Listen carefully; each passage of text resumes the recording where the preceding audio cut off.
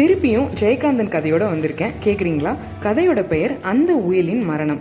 வேணுகோபாலன்கிற தாத்தா ஒரு பழமையான வீட்டில் இருக்கிறதாவும் அந்த வீட்டில் கரண்ட் வசதி கூட இல்லாமல் இருக்கிறதாவும் கதை தொடங்கும். அவரோட மனைவி 1 மாதம் முன்னாடி தான் நோய்வாய்ப்பட்டு இறந்துருப்பாங்க. சொந்தம்னு யாரும் தாத்தாவுக்கு இருக்க மாட்டாங்க. அக்கம் பக்கத்தில் இருக்கிறவங்க தான் அவரை பார்த்துப்பாங்க. யார் இந்த வேணுகோபாலன்? 25 ஆண்டுகளுக்கு முன்னால் வீட்டிலேயே இருக்காமல் பல இடங்கள் பல ஊர்கள்னு வியாபார விஷயமா சுற்றி திரிஞ்சு சந்தோஷமாக இருந்த மனுஷன். தெரியாத மொழியே கிடையாது. ரொம்ப சாதுரியமான பேச்சு. மற்றவங்கள சந்தோஷமாக வச்சுக்கிறது தான் தன்னோட வாழ்க்கையோட லட்சியம்னு நினச்சி நிம்மதியாக வாழ்ந்த மனுஷன். திடீர்னு ஒரு பயணத்தப்ப நெஞ்சு வலி வருது.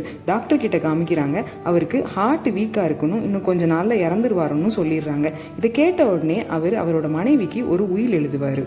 அதில் எல்லாரோடைய பெயரையும் சொல்லியிருப்பார்.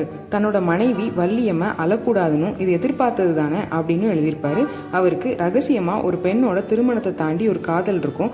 அவங்க தன்னோட இறுதி சடங்குக்கு வந்தால் பக்கத்தில் அனுமதிக்கணும்னு எழுதியிருப்பார். பையன் பொண்ணுன்னு எல்லாரையும் குறிப்பிட்டு எழுதியிருப்பார். அவரோட மனைவி கிட்ட தான் இறந்ததுக்கு அப்புறம் தான் இதை படிக்கணும் அப்படின்னு சொல்லி சத்தியம் வாங்கியிருப்பார்.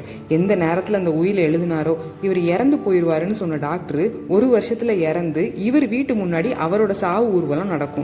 எந்த காதலியை நினைச்சு உயில் எழுதினாரோ அவங்க 2 வருஷத்துல இறந்து போயிடுவாங்க. இவரு அவங்களோட இறுதி சடங்குக்கு போய் யாரோ மாதிரி நின்று அழுதுட்டு வந்திருப்பாரு.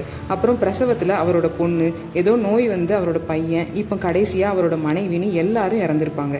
இவருக்கு இப்பவும் அந்த நெஞ்சு வலி வந்துட்டே தான் இருக்கும். ஆனா உயிர் போகல. கடைசியா வேணுகோபாலன் அந்த உயிலை 25 வருஷம் கழிச்சு படிச்சுட்டு யாரும் தனக்கு இப்ப இல்லாதது தெரிஞ்சு உயிலை எரிக்கிறதா கதை முடியும். வாழ்க்கையை வாழும் போதே அடிக்கடி கற்பனையில மரணிக்கிற உயிரினம் மனுஷன் தான் நினைக்கிறேன்.